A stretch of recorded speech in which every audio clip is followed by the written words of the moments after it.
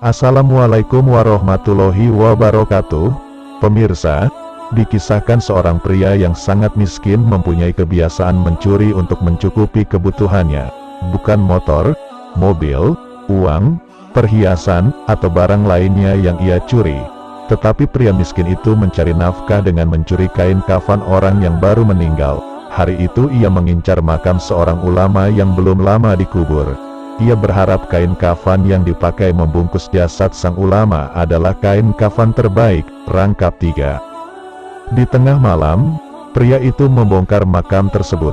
Dan ternyata benar, kain kafan sang ulama berlapis-lapis. Lapis pertama berhasil ditariknya, lapis kedua juga berhasil ditariknya. Namun saat menarik kafan lapis ketiga, ia merasakan tarikannya sangat berat. Rupanya tangan ulama itu menggenggam erat kafan tersebut. Saat kau ambil kafan pertamaku, aku membiarkannya. Suara ulama itu mengagetkannya. Baru kali ini sepanjang pengalamannya mencuri kain kafan, jenazah dapat berbicara. Saat kau tarik kafan keduaku, aku juga membiarkannya. Tetapi aku tidak mau menghadap Allah dengan telanjang. Karenanya aku tahan kafan ketigaku ini. Entah perasaan apa yang berkecamuk dalam jiwa pria pencuri kafan itu. Yang pasti ia sangat terkejut. Ia juga takut. Untungnya, ia mendengar kalimat berikutnya dari sang ulama, "Aku merelakan 2 lapis kain kafanku itu untukmu, dengan syarat kau memintakan aku maaf kepada si Fulan. Apa kau mau?" "Iya Syekh, saya mau," jawab pria itu. "Tapi mengapa Syekh meminta maaf pada si Fulan? Syekh kan ulama sementara dia orang awam. Dulu aku pernah diundang ke rumahnya untuk syukuran dan mendoakannya. Aku disuguhi makanan dengan lauk daging. Ketika acara selesai dan hendak pulang, aku mengambil sebuah ranting kecil dari pohon miliknya di depan rumah. Aku memakainya sebagai tusuk gigi. Hanya itu saja dan aku langsung membuangnya.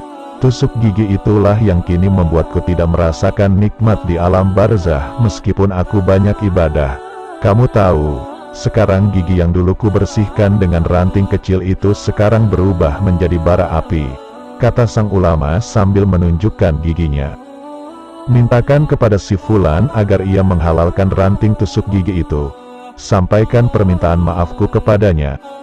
Pemirsa, terlepas dari benar tidaknya kisah di atas, ada pelajaran berharga bagi kita.